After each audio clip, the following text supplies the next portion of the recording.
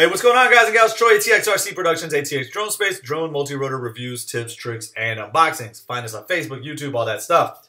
So we're sitting here with the 5X GDR. We just got back with the Diversity Receiver doing a field test on kind of a ground station, a budget ground station that this allows you to do. Got it from PyroFlip RC. It's a great little receiver, great form factor, small, and provides 2 antenna inputs, obviously, 3 outputs. 2 are for individual outputs on A and B, so you could actually run 2 different receivers with 2 different antennas and have 2 different outputs. So in theory, 2 different racers. And then you also have the diversity output, which is really the one that you're going to use for having diversity. It's got a display that shows all the readouts of both the channels, the frequency, and the both antenna, the connections, the connectivity kind of rating with the four bars. So great little receiver. Awesome. So we wanted to go out and test it. So what we did was we ran the Dominator, Fat Shark Dominator V2s, and it's got a Fat Shark Race Band Next Wave 5.8 receiver in it. We hooked it up to our standard 14 dBi patch antenna that I always run, and I'm very happy with. It always gets me great reception and range and everything I need overall.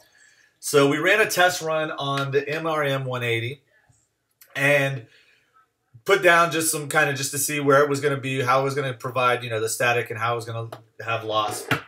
And then we brought it back in and we switched over to the diversity with the patch and a dipole ducky stock antenna.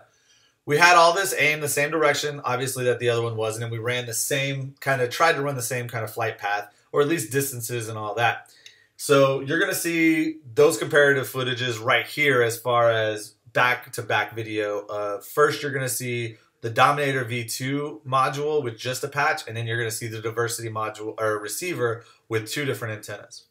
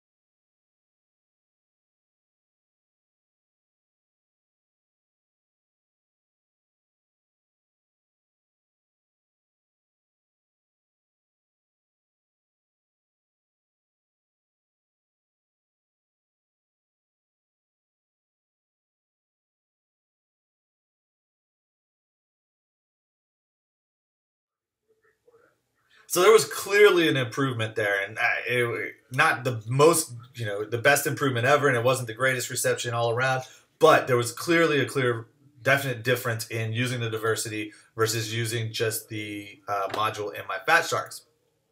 Now, the biggest improvement was obviously behind myself. That was when I really got it, and that was because the dipole kicked in. So we busted a prop on the MRM because we were running gym fans because we left our dolls at home. So we switched over to the Voodoo. We got the Voodoo, and we ran it with a right-hand turn Duraspec on a 200 milliwatt Hawkeye, and this time on a RunCam Owl camera. Now, this camera is not 100% the best camera for daylight. I personally still like it. I think it's amazingly clear, and I think it has some really great detail. It just kind of gives some artifacts with the shininess of the light. So nighttime is where this thing definitely performs. But that being said, it's another video. So we then ran a spec setup on, again, just the patch on the Dominators and just the Voodoo with the DuraSpec. We ran those flights with the Voodoo, kind of went around. We came back, and then we threw on what I think is, for me, going to be my main setup, which is going to be a patch and a 4-turn clover.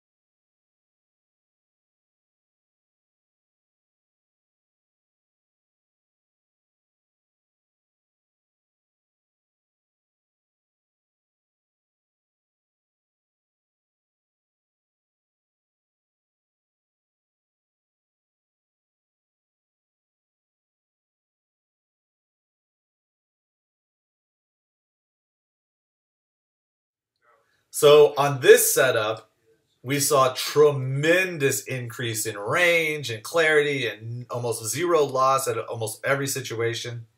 All of that. And I'll also add that I purposely positioned myself in some trees, and I did that so I would be able to kind of show what not the greatest kind of natural choice in a spot would be, really kind of how it would affect it. And I mean, I was more than happy with the results. I definitely flew better because I had much better reception. It was more focused on the flying and not on the loss and trying to figure out how to anticipate what's coming up with loss. So awesome so far, really great. I will say I did do some changing of my power cable. So this will take 7 to 24 volts, but my Dominators obviously only take up to 3 cells, so will only take up to 12 volts. So I needed to be able to run a 3-cell pack to not only the RX, which is this cable that came with the RX, but I also wanted to add, through my junk drawer, I found a plug that plugs into the Dominators. Now, I'm not going to plug this battery into the Dominators up here, but when you use your AV cable for your Fat Sharks, and the more I thought about hacking it up and splicing these two cables together, I realized that having a module in between, or a connection splicer, would be a better option, because I want to be able to plug this receiver into any source later if I need to, and I want to be able to plug my Fat Sharks into some other source if possible too. So I want to go ahead and leave this coupler. I made this, like I showed last night, out of a run cam, kind of left over the 2 little cables they give you. I had a multitude of them, so I spliced them together. I'm just going to go ahead and go buy the cheap little $3 RCA 3-piece component coupler. It's like $3 at like Target or Walmart or Radio Shack. And that way, I'll just plug them in and unplug them. And as much as I don't like the bulk of all that, it's going to give me the versatility that I want. But to have that versatility and not have to power my goggles separately of my receiver, that's why we added this. So at the end of your Fat Shark cable, there's a place to plug power in all the way at the base. So now we have power and audio for the receiver. So we'll do power, not audio, but video. It powered up. And then at the other end of our Fat Shark cable is where we can get power and AV to our goggles. So now I have a streamlined single power pack powering everything. So I've got it powering the receiver, and it's powering my goggles, and everything's connected. So just a little tip, that's what I personally would do. Dig through your junk drawer, find any old power supply for something that you're not using anymore. I have tons of them, it's what I keep them for. All right, man, that's it. Hope you enjoy. Hope it really helps you guys decide. This really is a great little receiver so far, at least in my opinion, for creating your own little ground station on the cheap. You know, without spending a couple $100 or a couple $1,000, well, $1,000 or so, you're not going to get, you know, pro grade. But this gets you really close. So thanks again, Surge Pyro Flip, for getting this thing listed and, you know, putting it out there that it was available and getting it to me quick. Fly safe, fly smart, fly for fun, fly FPV, fly Lumenier RX5GDR. Peace.